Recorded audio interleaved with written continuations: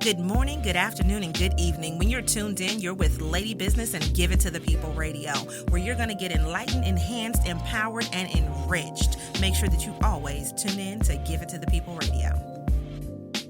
People, hello. How are you this evening? Let me get y'all some gloss going on. I'm Katman Express, and tonight we are back with another episode of Give It to the People Live. Now, this is a weekly event that we do, and we give it to the people every Wednesday. See, my guest is here. She's not playing games. And what we do is we showcase businesses, Black businesses, brown businesses, BIPOC businesses, small businesses, nonprofits, people that are doing great things in the community, because that's what we're trying to do, is build a community. So these people could be anywhere, but they're here with us on Give It to the People, where we get to talk about their businesses and let people know about what they are doing, and then of course how you can support. Now with this, we also have our friend. Her name is Tambourine Brown, Tammy Faye. And when people say something good, Tammy Faye just has to shake it for the people. She just has to let you know, because sometimes you miss some of the good things that people say, and we need to reiterate it and run that back for the people in the back. So tonight I have a wonderful guest who is Tiffany, and I'm excited to listen to the podcast, but this will be our first time in the year of 2021 being able to interview her and seeing her in real life, even though, I know it's online, but being able to see her for the first time in 2021 and just find out what's new with her business. So Tiffany, hey girl. Hey, how's it going? How are you? I'm doing pretty good. How about yourself? I am wonderful. It's so good to see you. You look all nice and chocolatey and everything. I was like, if I'm going to give it to the people, I got to give it to the people. Come on, right? You need all the chocolateness out here tonight. So I am excited tonight because y'all don't know, Tiffany is super silly, okay? So we have a good time. We always are laughing about something, and it's a good thing because we're talking about money, business, family. All of those things tonight to just really kind of get you in. And so I want to start from a place that she might not think I want to start at. But since I saw you the last time, you got married. I did. There you go. So I want to just start out. I'm going to let you tell people about yourself, but I want to start that way and just ask, just tell us what has been different since you got married. And then we'll go into the background of how you started and all this stuff. But what's been different business-wise, personal-wise, since you've gotten married? Oh my gosh. Life has changed tremendously. Being that my main business is financial education, right? Mm-hmm. So coming from that background, I'm like, okay, we have to have joint finances. We have to, hit the ground running, all this stuff. And it has been a struggle, but it's been a learning opportunity. And so going through this process of being married, having joint finances and all that good stuff, it has made us closer in a way, I feel like, only because it's we have to share about everything. We just had a money conversation before I came in. So, stuff like that has been interesting. And then also we started a business together, which has been taken off. And it's refreshing having someone that matches your hustle. And everything that you, right, and everything that you struggle with, they're excellent in, and vice versa. And so we do a lot of tag teaming on a lot of different things. And we have really, we were just talking about it the other day, really upgraded each other's lives. Come on. Right. So, come on, Tammy. Upgrade. Yes, there you go. Okay. But that's pretty much the year in a nutshell. We've been just going at it, going hard, and it's really been showing itself. So, and this is the thing, everybody, if you're just watching, you're just tuning in, they got married in a pandemic. Okay. And what was that like? Because I could just imagine, I'm sure it saved some money with Money Talk with Tiff, right? Because you didn't have 1 million people. But what was it like to say, you know what? Because, some people would have been like, I'm just going to wait, right? Other people would have been like, no, we're just in love. We're just going to do it. We're going to do whatever. But, what made you say, look, let's go ahead and just knock this out right now?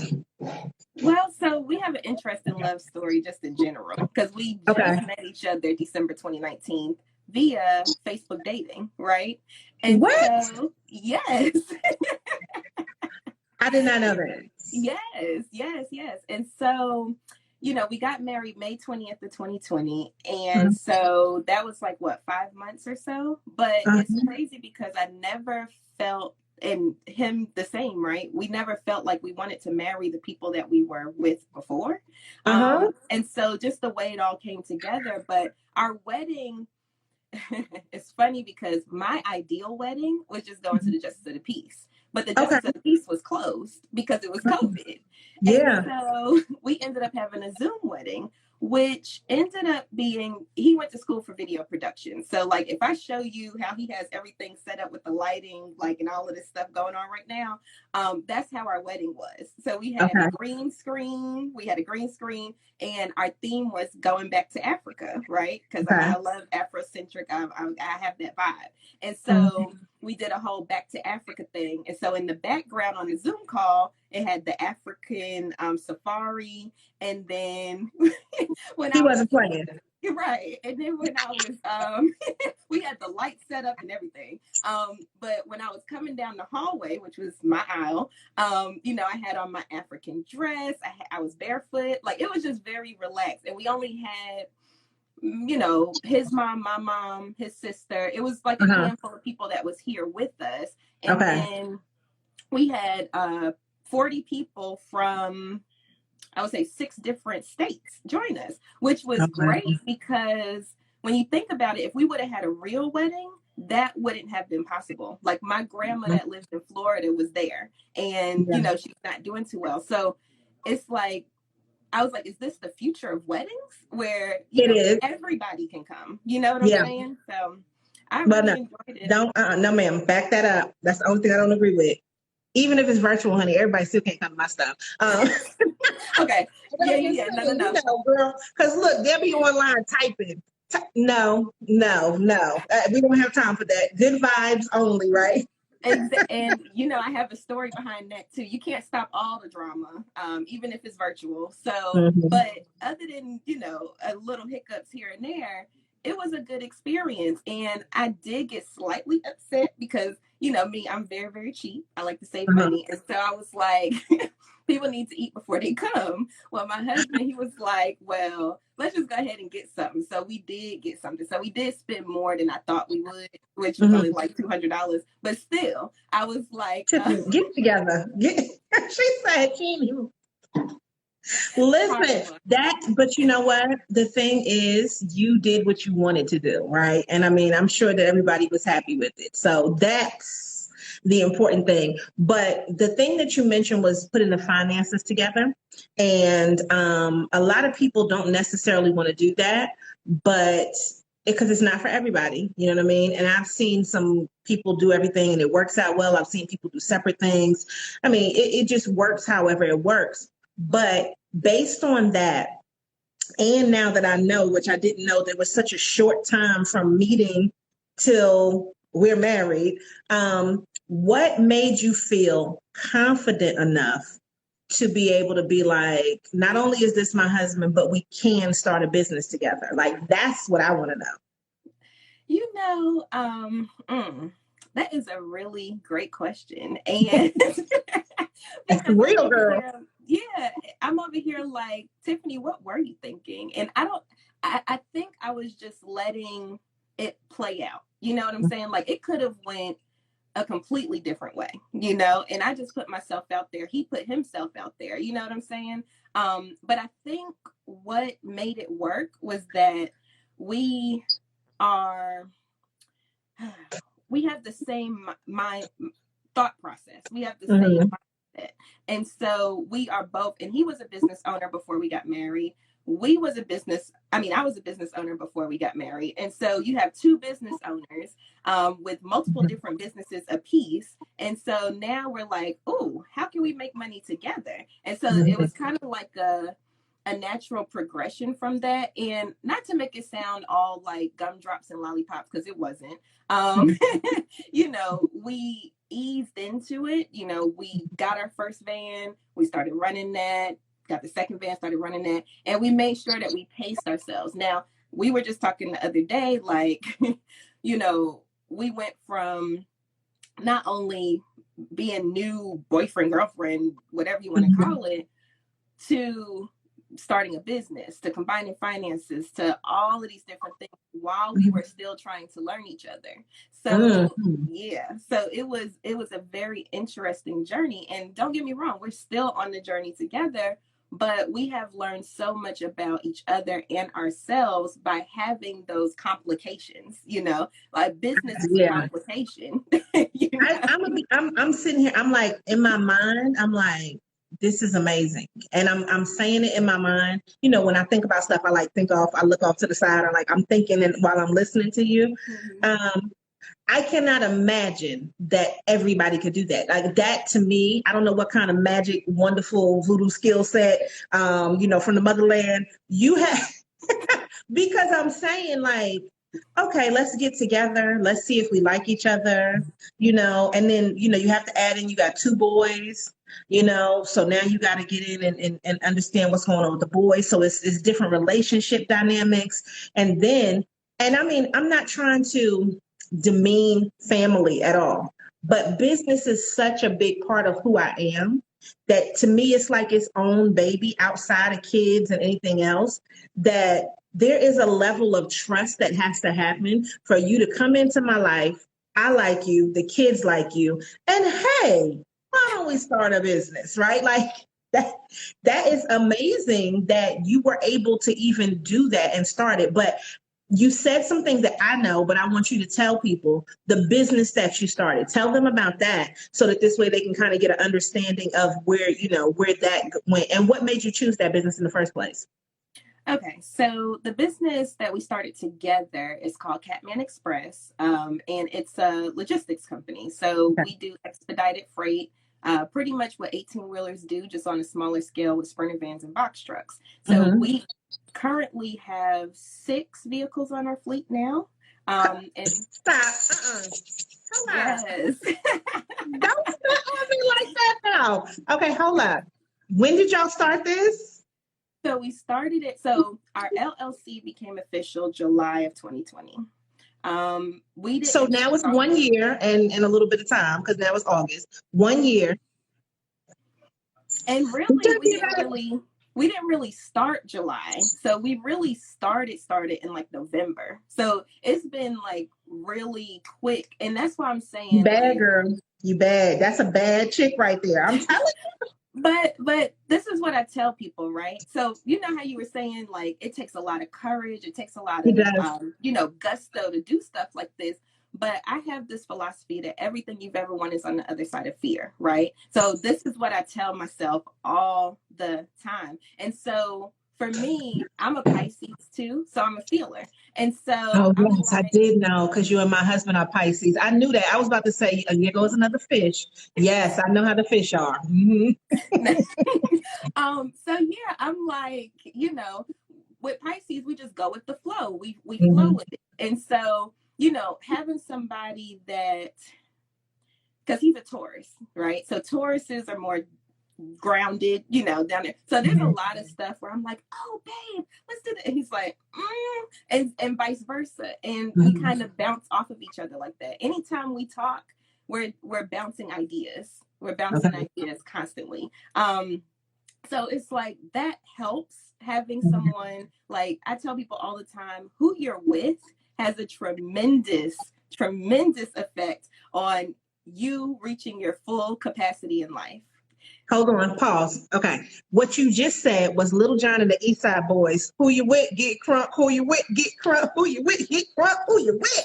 So who you with has a tremendous impact and helps your life get crunk. That's what I heard. That was my interpretation of it. Come on, girl. However you want to interpret it. That's how I interpret it. Right. If you want to put Little John in the mix, then go ahead. But, it's so true. Like, if you think back to like your worst relationship, where were you in that situation? You know what I'm saying? I don't have to think back that far. Right. But it's like where were you in that situation? Where were you mentally? What were you doing in business and career?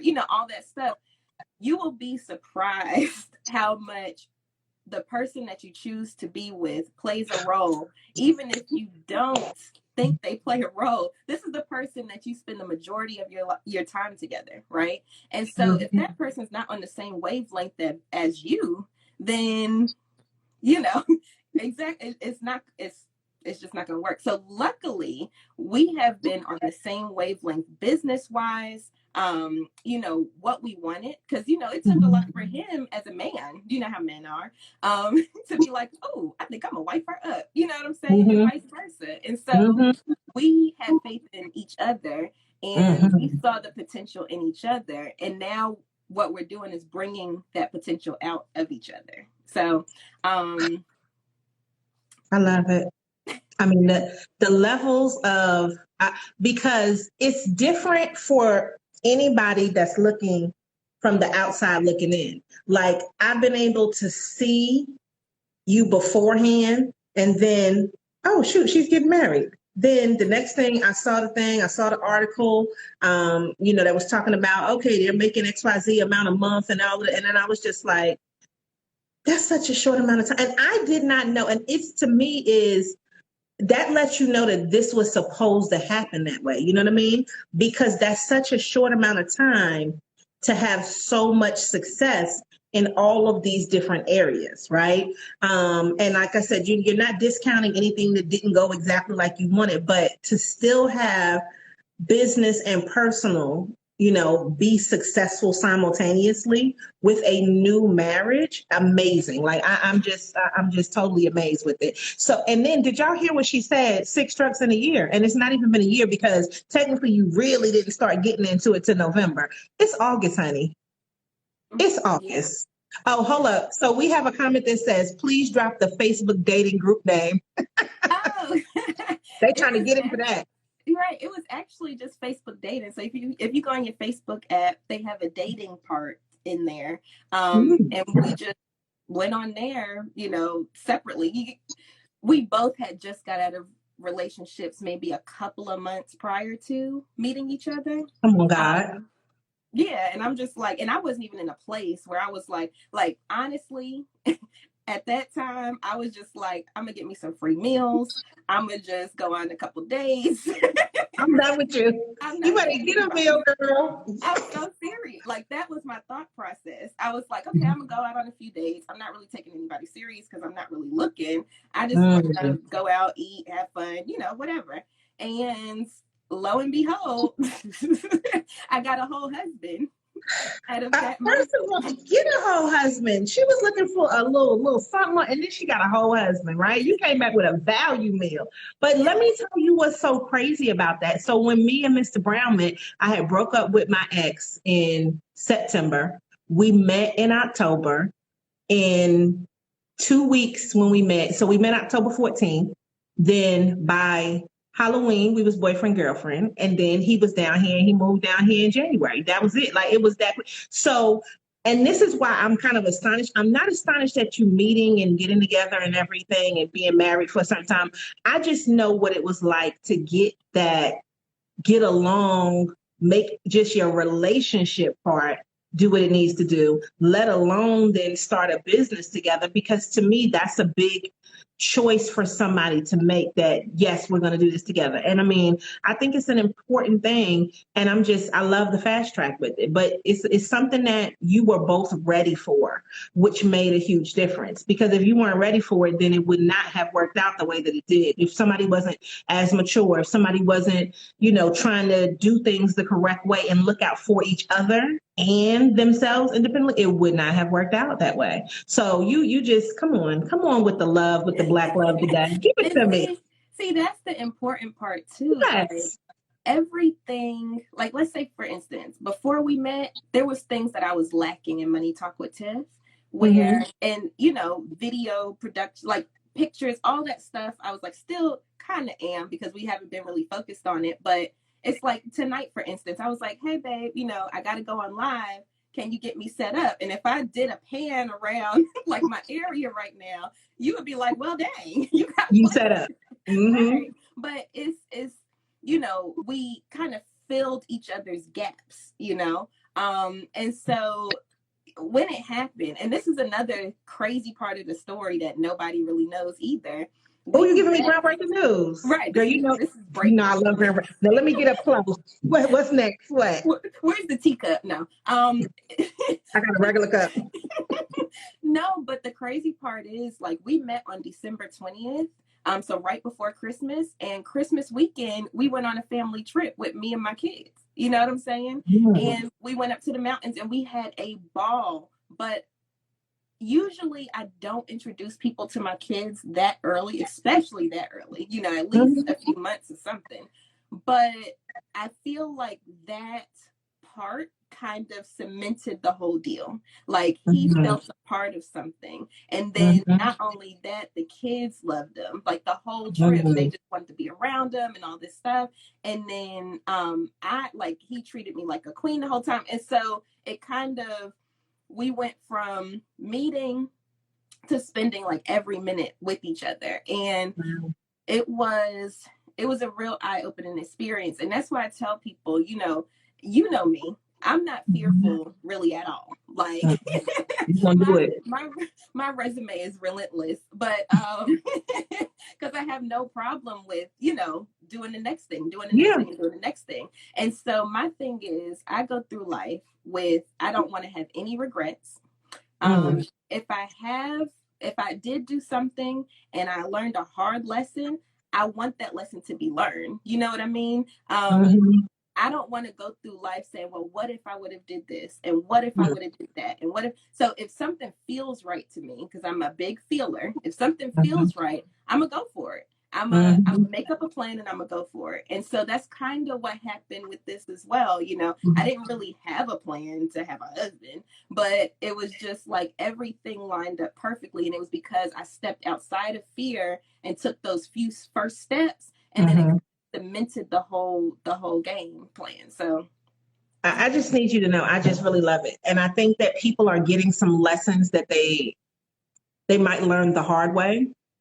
But if they just listen to what you're saying, you can be a balance for the other person. And I love the part where you're talking about the fill in the gaps, which we had a comment on there as well, because I think that's what a real good relationship, and specifically when we talk about business, should be like. If I'm not good at something, and I tell people all the time, either I'm going to learn it or I'm going to hire somebody to do it.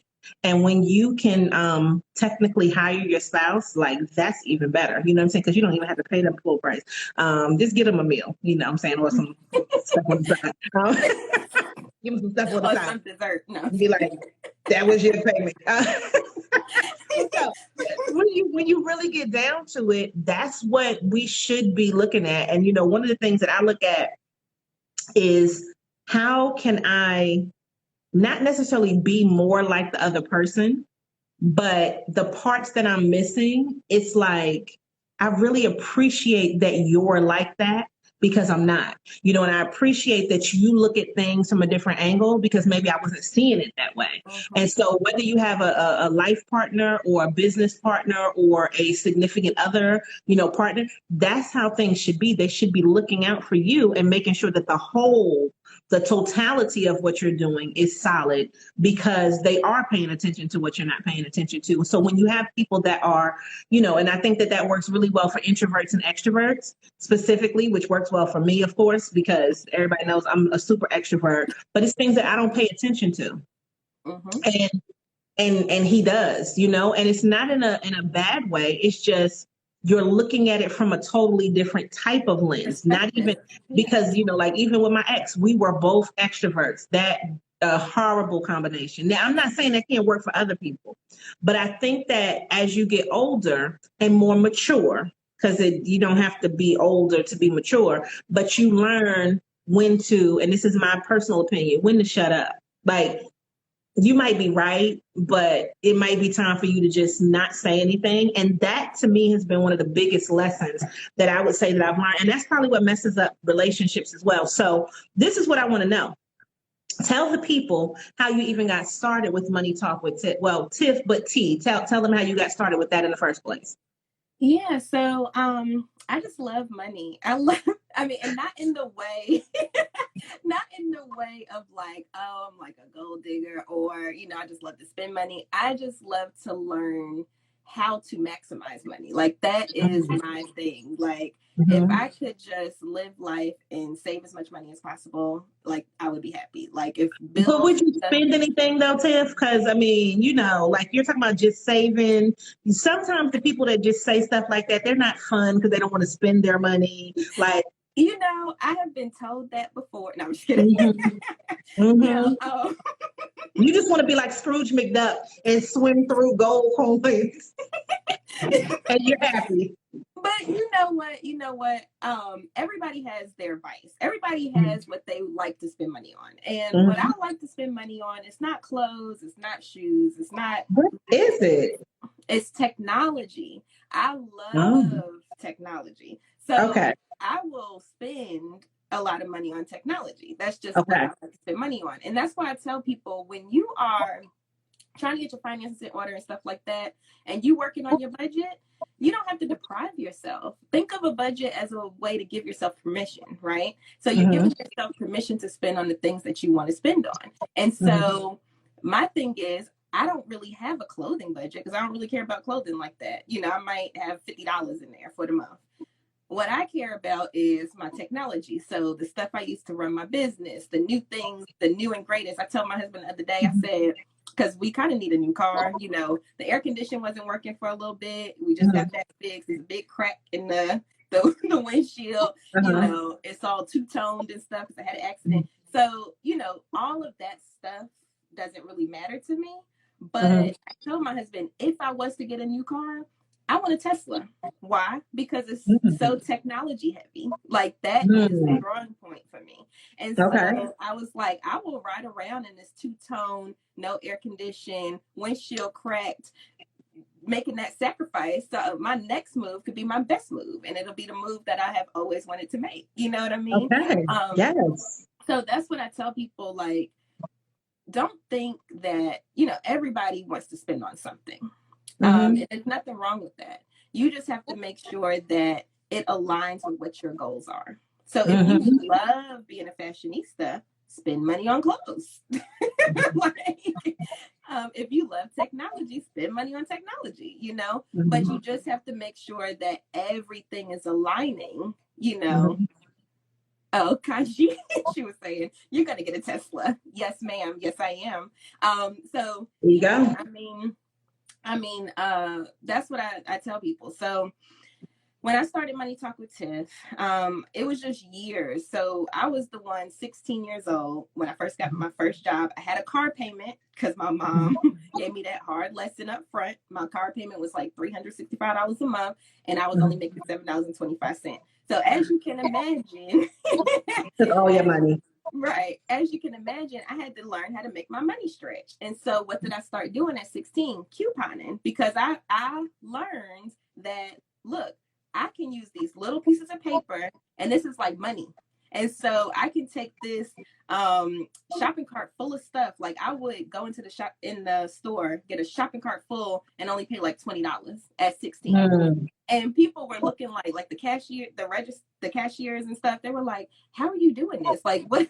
Can you do lessons? What's going on?" And it was because I had to figure out a way to make my money stretch and still buy the things that I wanted to buy because, prior to getting your first job, you use your parents' money, Of course. So I always had, I was always fresh in middle school, high school, fresh clothes, everything. But then it became different when it became my money. And so I'm like, okay, what coupons can I use to get this outfit, and all this stuff. So then it was just a natural progression from there. And I've always been an entrepreneur. Like I've always wanted to make money, And so from there, then at 19, I started investing. And then, it just kind of took off from there. And I would just read Money Magazine, Kiplinger Personal Finance, blogs, listen to podcasts. Dave Ramsey, I used to listen to every single day. Susie Orman, I used to watch her show every week. Oh, I used to live for some Susie Orman. I used to be like, you can't afford that. Right. Are you? When she was there, you could afford it, girl. You can't afford that. But Susie, no, you can't afford that. Yes. But Right. the thing about that is, and I want to ask this question, Mhm. was that instilled in you starting at 16, or was that I just know what I want, so I'm going to do what it takes to get what I want? Because did you have a financial upbringing, and did your parents kind of give you that entrepreneurial spirit? No? Okay. So that's okay. I was shaking my head no to the first part. The second part, yes. So my mom has always been a business owner too. So Okay. back when, not everybody had computers and stuff, she had a business doing desktop publishing. And so she would create people's flyers, things like that, PowerPoints, whatever they needed. So she had always had that business. So there's actually pictures of me like making copies and things like that when I was little.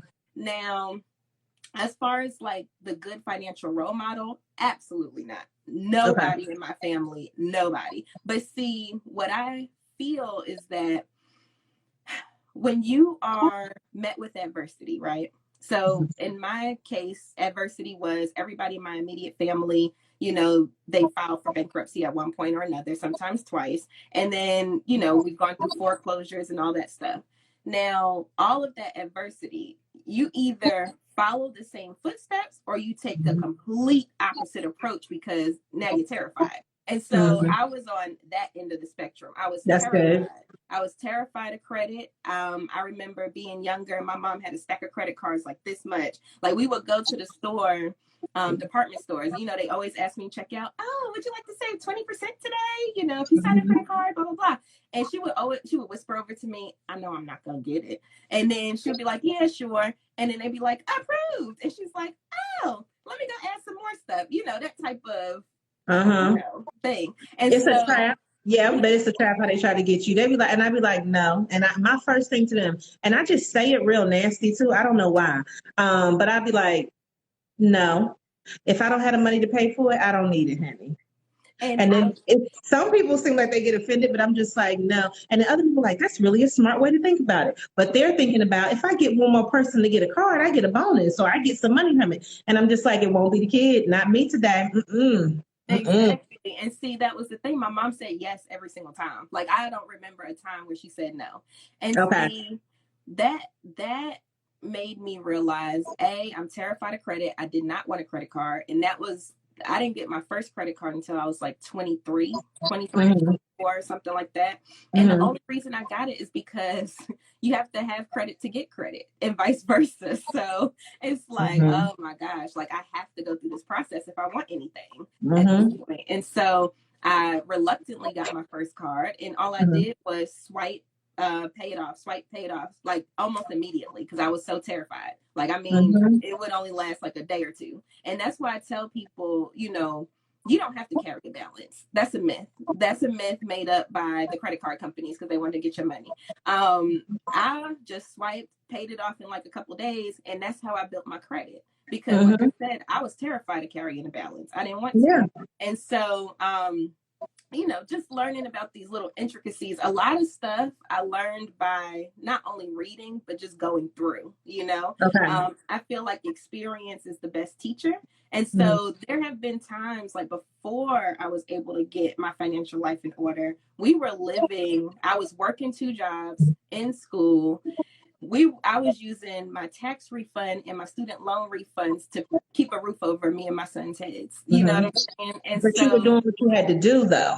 exactly. And see, Yes. that's the thing too. It would have been easy for me. The easy way would have been to be like, oh, I got a refund. Let me go ball out real quick. No, no, no, no, no. I said, oh, I got a refund. Let me pay up my rent for like 3 to 6 months because I don't know. I don't know what's going to happen next. But it also takes discipline. And that's what I tell people too. Discipline when it comes to your finances will take you a very, very, very long way. A very long But way. what you just said is such a simple thing to do. And you have all of these people that are probably getting ready to be kicked out on the street. They got all of the money, and I'm talking about right now, all of the money, the extra paychecks, the extra whatever, all of the little drop, $1,200s, thousands, and they did not pay up their rent. They did not do what they needed to do. And this is something that you can do on a regular basis. And one thing I really, truly love about this, because, and I think I've told you this before, my goal with my business and just life in general was to be able to not have to worry about paying rent. You know what I'm saying? And I'm not saying just go buy something that you don't. I'm just saying, yes, you have to pay rent to somebody, rent or mortgage. It's the same thing. Either way, you got to pay it so you can live somewhere. But to always be able to have like 3 months taken care of at a minimum, because that frees you up. And since I do everything in my mind on a quarterly basis, 90-day focus, get it on Amazon. To me, that makes sense to be able to do that, to set yourself up, because if something bad happens, you got a place to live. And that's what you did. Now, how many people took those tax refunds? And I'm going to be honest, I did that back in the day, honey, when I used to get those students, when they would drop that money in that account. And I think of now, how much money did I waste? Like, I had a good time, you did good things, but could you have done some other stuff? And, at the time you weren't thinking about that. So do you think though, that having the kids is what forced you to be in that situation? Because, if you didn't have any kids, you just had you to just kind of play around with the money. So I think that's what a lot of people probably did. Yeah, and I think it's a combination. So everything that we do in life is because of experiences, right? Mm-hmm. So whether it's experiences from when we're a child or something that we just went through, every decision that we make on a daily basis is because of an experience. And so I had my first son. So I was pregnant in high school. I had my first son when I was 18. So I had just graduated and I had just had him, right? And so from that moment on, I had this mindset like, I have a little person that's going to depend on me from now on. And so it's going to be my responsibility. And also, here's another part of my story, right? I didn't grow up with my mom. I grew up with my grandparents. And so another thought that I had was, I want to be there for my child. Like, I want to be a mom because I want to break this generational thing that we got going on in this family. You know what I'm saying? And so I was like, I don't care how hard it gets. I'm still going to keep my child, I'm still going to take care of my child.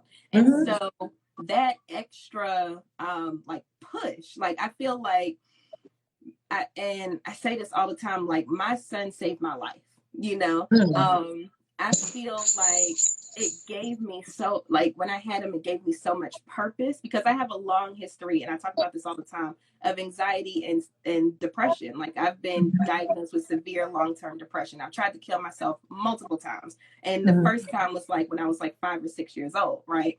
And so I'm like, this little person has given me something to live for. And not only that, this is my push. Like, I have to make sure I make it, because I have to make sure that he can eat. You know what I'm saying? Yes. And so I feel like that, in combination of how I grew up with the horrible financial role models and just all of my life lessons, kind of got me to where I am today.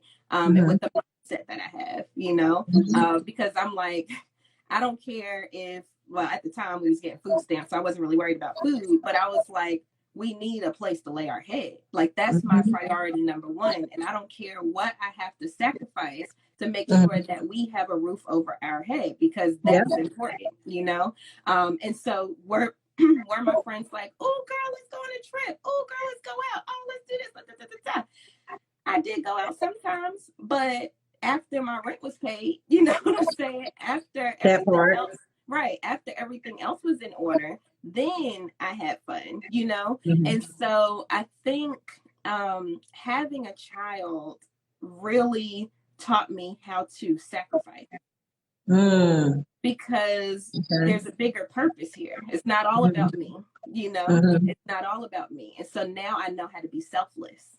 Yeah. And so but what I heard, to sum that up, is people might make excuses about where they come from, how they were raised, personal things. And to me, you have been able to overcome so much and be successful in spite of anything that was negative. So you are very similar, in my view, when I talk about I'm just me. I can't speak for anybody else because other people may be like me too. I love accolades. I don't know. Accolade, just give me a prize, give me a present, honey, give me. But it's not. I realized this probably even over this last year. It's not necessarily the accolade. It is I did something, and yeah, somebody paid attention to it, but you wouldn't have a paid attention to it if I didn't take the time and the effort to put into doing that thing. So I think to me, that's probably why I like accolades, but I also know what sacrifices it took to get that accolade. And what I've noticed is when I'm not trying to get the accolade is when you get the accolade. Like when you're just in your purpose and doing what you do not even realize how many people are paying attention to you and watching you. And I've been able to see like, you know, the stuff that you post, the way that you change your social media and things. And for everybody who doesn't know, so Tiffany came to a bunch of the classes that I taught, right? And I've just been able to see the growth from those things. And anybody that knows me knows that for me, one of the highest accolades is when I see somebody doing the things and then getting the rewards that they deserve for what they are doing because you took the time to put the effort in. So it's like when you win, and I'd be like, yes, go get it. And I didn't know about these 6 vans though, but I'm really excited about that. So it's like, I see it and it just makes me so happy. So the accolade is not like, oh, Chisa, you did such and such. The accolade is like, did you see what Tiffany did? Oh my goodness. You know, or like when people notice your social media, I live for that. Like, Yeah. it feels my whole little heart up, right? Because I learned from the best. No, I was kidding. No, but no, but that's real though. Like you saw, you know, I was in class like every time you had one, you know, Instagram, I was there, Facebook, I was there, you know what I'm saying? I put that time in, I put the effort in. And while I was sitting in class, I was sitting there doing the work. Like while you were talking, I didn't even wait to get home and go over my notes. I was there like, okay, so what we doing? Oh, we doing a like-a-palooza. Okay, let me get my like-a-palooza on, you know? So it's like, you know, a lot of times what happens too is we sit on information, right? We get analysis paralysis. And so it's like, if you just take what you take whatever you learn, go ahead and take it in and just put it into action and then just figure out the rest later. Because if you wait until things are perfect, you're never going to start. Never going to start. Like, I don't know if you remember, I don't even know if you've seen my very, very, very first website. When I first made it, I was like, oh, this is so great. This is awesome. And I don't remember that one, but I know what the new one looks like. I remember when you changed the new one and it's got the nice like money green kind of color, but I don't remember the first one. Yeah, and I'm glad because when I look back now and you know, it also takes getting constructive criticism and not getting offended, but acting on it. And so what happened was, you know, I had my first website. It was my little baby. I was like, oh, this is so perfect. It's so awesome. I took it to the guys over at Score. They said, this is horrible. And I was just like, But then they started breaking down why. And then I was like, okay, I see what you're saying. So as soon as I left that meeting, guess what? I went home, made the tweaks, and then it became better and better and better and better over time. And so that's why I tell people, like, you know, for a long time, like with my podcast, I didn't start my podcast for a long time because I was in this analysis paralysis state. Right? Because I was like, oh, I got to make sure I have the best mic. I have to have the best headset. I have to have this and I have to have that. And then I was like, you know what, Tiffany? Just do it. And so I went and bought a $20 mic from Amazon and these little $10, $20 headsets or whatever. And I started the podcast. And then the podcast is getting awards and all types of stuff with sucky equipment. And it didn't matter. And so, you know what? Pause right there. What she just told y'all was she went and got what I like to call the MVP, the minimal viable product to start. Now, you can go up. You can always upgrade. You can always get better equipment, but she went and at least got the minimum to start and then was able to grow from there and still won awards with, what she's considering less than. But, I did a podcast episode last month and I didn't have my regular person because, I use Robert, right? And it was just timing. It just wasn't working out. So I went ahead and I already had what they consider the best mic, the Blue Yeti, all of that. I had already had that even before I opened the studio, before I met him, everything, right? And the one thing is I was like, oh my God, listening to it because I'm so used to a certain sound. So I'm like, you could hear. So basically hold on. Let me show y'all. Let me just show y'all. Because it'd be easier for me to do that than to try to explain it, right? Right. So what happened was, this is a lesson. Now y'all got me teaching. So this is the mic, right? Now, it comes like this. It doesn't come with a filter or anything on it. So I didn't have a filter or anything on it because, I was not using it like I used to. So I could hear all of the, the sounds you make in your voice. Yeah. Why was everybody like, oh my God, that episode was so good. I loved it. I got my line. You snatched my edges. And I was like,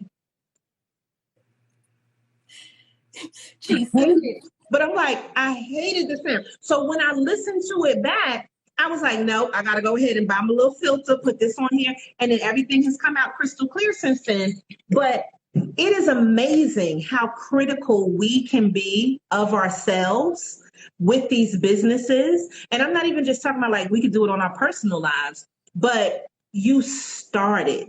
You put something out there and then it grew and grew and grew. And you've been able to do speaking engagements, go to conferences, do all kinds of stuff because you started them. Exactly. And see, here's the thing. And the thing is, you have to be strategic, right? So it's crazy because I solely started my podcast because I was going to a financial influence. The FinCon, right? Yeah, I was going to FinCon. Yeah, girl, I seen it. I be paying attention, girl. I know where you was at. No, I was kidding. So I went to FinCon, right? And so a month before FinCon, I said, okay, I need to go ahead and start this. Like, this is my deadline because I know when I go to FinCon, I'm going to be rubbing elbows with people that already have established stuff and things like that. It's a perfect opportunity to get guests, all of that stuff. Like, all of that stuff was running through my mind. So I was like, I have to start. It was like a month before FinCon. And so I had maybe like 4 episodes by the time FinCon came out. But guess what? When I was at FinCon, I said, oh, yeah, I'm a podcaster. And I da-da-da-da-da-da-da-da. And see, it gave people stuff to listen to. Like, I had stuff already there so people can listen to it, get a feel for it, whatever. And so that's why, like, you have to kind of think strategically through things, right? Because if I didn't start the podcast right then and there, it probably wouldn't have took off like it did.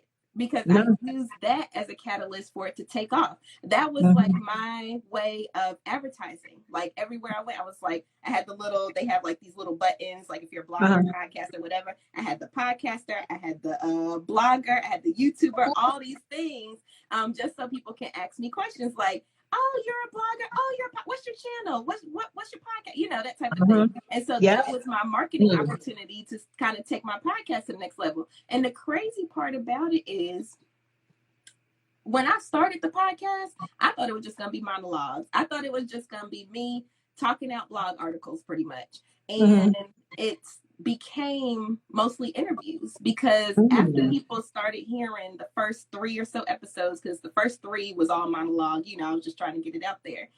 After they heard those, then they were like, can I be a guest? Do you accept guests? And now I can't even get a solo episode no more. Like, it's so many people. You could get a solo episode if you wanted to, but do you think that it's easier to interview somebody than it is to just talk to yourself? I mean, does it now, because you've done it for so long, what is easier for you? You are asking this of a talker. So I don't care. I know. I don't care if I'm talking to myself. I don't care. I don't care if, I'm talking to somebody. I'm going to talk. I will say though, I enjoy the interviews because I get to hear other people and other people's stories, other people's experiences, other people's things. Like I just had an episode on moving to Canada or getting a second passport in Canada, right? And so this is something that I would have never thought about. I would have never thought about. But he came on a podcast and he was explaining, like, you know, his story. He was a Canadian and he helps people get their second passports from all over the world. And he was like, you know, explaining the process, how it's so easy and all the benefits of being a Canadian citizen and all this stuff. And I was like, yeah, well, I need that, honey, because I need to go ahead. This country right here, this is the ghetto. We in the ghetto. No, but you know, You have to get that. a lot of the stuff, like if you listen to the episode, a lot of the misconceptions that we have as Americans about Canadians and, you know, the government, everything like that, he like blew it out the water. And I wouldn't have gotten that perspective if I didn't interview him. Right. Yeah. So that's why I like having the interviews, because it allows us to step into somebody else's life. Like, you know, people like listening to me, but I would rather it not just be me, and we learn from other people as well, you know? And so it has been a life-changing experience. I've met so many different people. I've had people from different countries on and all types of stuff. It's just been a very valuable learning experience. I got so many things I need to ask you off of this call. I mean, well, what is this podcast? I got so many things. It's just because you have just given me so much that I'm thinking about. And I'm just like, I need to talk to Tiff about that offline. But add in one more thing, because you also teach as an adjunct at UNCG. So first of all, did y'all hear all of the stuff that I said? She already had her business. She got the podcast. She got the husband, the kids, the Katman Express. And then she also teaches over at UNCG adjunct. So you should be going back to school next week or? A couple weeks. So, okay, a couple weeks. Yeah, in a couple weeks. But I'm so excited, like being a professor. So when I was in my undergraduate program, right? And this is funny. When I was in my undergraduate, my retirement plan was to be a college professor. That was my retirement plan. That's what I wanted to do. Yeah, I wanted to be an online college professor so I could be on a beach somewhere, shaking my glass, telling them that they need to make sure that they upload their work by 11:59 p.m. on Sunday. Like, that's what I wanted as a retirement plan after I finished my whole corporate career and everything like that. But then, and this is all going back to the experiences piece, right? And having mentors and having people to open your mind to different things. I had a professor at UNCG when I was in my graduate program, in the master's program. And he said, Tiffany, have you ever heard of the PhD project? I was like, no, what's that? Lo and behold, it's a whole conference for minority individuals who are thinking about getting their PhD and being college professors, because they see the value of having, diversity in front of the classroom, not just in the classroom, but in front of the classroom. And so I went to that conference and I was just like, this is what I want to do. Why wait until I retire? Why is that my retirement? Why not just do it now? You know? Yeah. And so that's how I started on this trajectory that I'm on. And so it's like, it takes other people's stories and mentorships and things like that to kind of get you to, because if you have no idea, you have no idea. You don't know what you don't know. You don't know. Yes. Trust me. I know. It's things that if you could talk to your younger self and you told your younger self, you're going to be okay. This is coming. But it's like, you wish you would have known so much, like Back to the Future, and you would have been a gazillionaire. You know what I'm saying? Like, if you could do Back to the Future in real life, you would be Jeff Bezos. You know what I'm saying? Like, it's no doubt that if we knew certain things, that we would have done them differently. Do you think that, let's just say counterparts, because yesterday was, Black Women's Equal Pay Day, right? Just start some stuff just to be starting some stuff. Like, you're talking about starting things with intention and having a purpose. I feel like some of our counterparts just be like, I'm just going to start some stuff. Let's just see how it works out. No. And see, that's the thing. Like, if you do something like that, make sure it's something you're passionate about. Like, I tell people all the time, I don't chase money. Like Money Talk with Tiff, you know, I make decent, but it's not something that, you know, I can just live off of, like retire on, you know what I'm saying? Mm-hmm. But I'm passionate about it. And Mm-hmm. see, me being passionate about it, I told my husband, I said, as long as it can fund itself, like keep itself running, I'm happy. Mm-hmm. I don't have to Mm-hmm. make a profit on this because that's Mm-hmm. not what I'm doing it for. You know what I'm Mm-hmm. saying? And so, you know, the thing is, people like to jump into things if they're going to make a quick buck, if they think they're going to make a quick buck.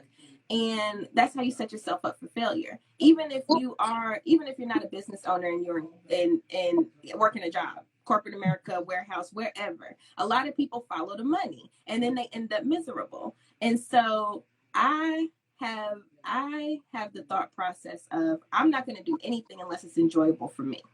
And so even if like, oh, and going back, because I don't think I ever answered your other question. How did we Which, come up with the transportation business, right? oh yeah, We just went around the world, never even answered that. it's My okay. We roll back to it. Ha ha. snapback. No. But my husband, it was his vision, right? He always wanted to have you know, use the vans and stuff like that to do this type of thing. I never had this vision, but I found enjoyment in putting it all together. So Okay. my thing was filing for the LLC, like making sure all the structures, the technology, the processes. We just hired our first person this week. And so Okay. I've been training and getting those processes down and everything too. And so that's where I have fun. And so Okay. it doesn't, the business idea, right? It was his, right? It was his business idea. But the process I owned and I loved it. You know, Mm-hmm. the sales part he owned and he loves it. You know? Mm-hmm. And so that goes back to make sure, like, even if it's not your significant other or whatever, if you do go into business with somebody, make sure that you all complement each other. Okay. Because that's the important part. It is. It is. It is. Now, if a person is saying, I want to get on your show, because are you taking any more interviews right now? Of course. I'm Okay. always I figured open you for were, but I interviews. just said, let me just ask. So if they want to get on your show, what's the process that they need to do for that? Yeah, so all they have to do literally is reach out to me, whether it's a DM, an email, text, whatever you want to do. And I will shoot you over the link to schedule a time and we will hop on the mic. You don't have to have a business, you don't have to have experience in anything. I just like talking to people with real life stories. Like I've had guests just talk about divorce and the divorce process when it comes to money, you know? And so Mm-hmm. it could be anything. And don't worry, I don't care if you've never been interviewed before. I'm the same way all the time. I'm silly, like Chisa said, and we're I gonna love have it. fun regardless. And That's so right. all you have to do is bring your story and come on through. Come on in the room Yes. and we're Come gonna on talk in the about room. I it. love it. I love it. I love it. So tell them where they can find you online. Yes, so you can find me. My website is www.moneytalkwitht.com, or you can Google Money Talk with Tiff. Money Talk with Tiff podcast. You can find it anywhere you listen to your podcast, whether it's Apple Podcasts, Google Podcasts. It doesn't matter. It's there. And then on social media, okay, but on social media it's at Money Talk with T, and that's everywhere. That's Facebook, Twitter, Instagram. Wherever you think you can find me, you're going to find me. So I love that. definitely just reach out. And I'm the most probably down to earth person you will probably ever meet. I Yeah. answer pretty much everybody. And so definitely reach out and we can talk. Yes. And just one other point, she has a group on Facebook as well. So if you're interested in that, if you're interested in some coaching, she can help you with coaching. So just a wealth of information. You want to get your money together. You want somebody you can trust, because I don't bring on those. And I'm not saying anything negative, because, you know, I try to watch how I say things, because people get offended real easy. But the New Yorker in me is just blunt. I don't know any other way to say it. But is she not a scammer? How about we put it out there like that? She's not a scammer. So when she's helping you with things, you know, she even has an investment club. get the help that you need so that you can succeed. Like that's what this whole thing with Give It to the People is about. And so I want to end on this, first of all, saying thank you so much for being on. And then second of all, I want to tell everybody to make sure that they know about the Give It to the People Small Biz Summit. It's going to be on January 7th. Tiffany can tell you, I don't play games, honey. I will put a summit on for you. Okay. And it is fun. You will learn some stuff. You will have a good time. And this one is a little bit different though, because what we're doing is this is now the new business, the collaboration with my husband and I. And so we're focusing on mental wealth, right? Which is going to be things that affect you personally, professionally, spiritually, physically. And it's also going to make sure that it helps you financially, right? Because we want all of those areas to be aligned with you. The Facebook group, they wanted to know, that is also Money Talk with T? No, that one is called Let's Talk Money Group. I just typed it in. Oh, she just typed it in. So that's the Let's Talk Money group. So if you're looking for that on Facebook, then you can find it. But if they go to like the website and stuff like that, they can also get to it there, right? Yeah, okay. Yeah, on the website, it has the link to all social media. And so you could just follow the breadcrumbs. You'll find it. Yes. So with what I like to do is always shine a light on positive people who are doing great things. And that is one of the things that we're going to do, because we've realized that there is, and you touched on it, this is why I said I got to talk to her offline, depression, anxiety, all of the things that are life that you might not even realize you have affect how your business happens. And so this is one of the reasons that I could say that we really want to have more of a focus on that going forward, because I can teach you hard skills all day, but it's the soft skills and the things and the resources and being able to be around people who are transparent and who don't mind sharing their story that make a difference in how you can reflect in your business. And so just like Tiffany talked about, being able to have mentors, being able to have somebody to tell you this is the next thing, or this is the resource, or this is the whatever you need, like that to me is an important thing. And when I look at what's been happening at the landscape of business, that's what's missing. So being able to provide that and be a resource for that, that is what you will get when you come to the Give It to the People Small Biz Summit, January 7th. Go ahead and get y'all vaccinations, because I finally he made me get the shot. I went and got the shot, right? So nobody is trying to be out here messing with the Delta variant and the COVID friends and none of that. Go ahead, get your shot, get vaccinated, and then just come out and let's have healthy lives and healthy businesses. Mm-hmm. And, I want that for everybody. So I appreciate everybody for watching. If you're watching on the replay, then share it with somebody. We're going to share it on our Instagram stories. Once this is over, it'll also be on YouTube, and then we'll be putting it up on the Give It to the People podcast as well. So Tiffany, thank you so much for being out here this evening.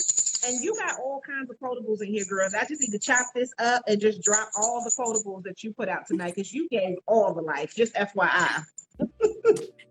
Thank you. Yeah. All right. So thank you guys for being out. Make sure that you always show up and show out and continue to give it to the people. Bye, guys. Bye. Thank you so much for listening to Give It to the People Radio. Make sure that you follow us online at ladybusiness.com, LadyBizness. We look forward to helping you grow, sustain, and maintain your business.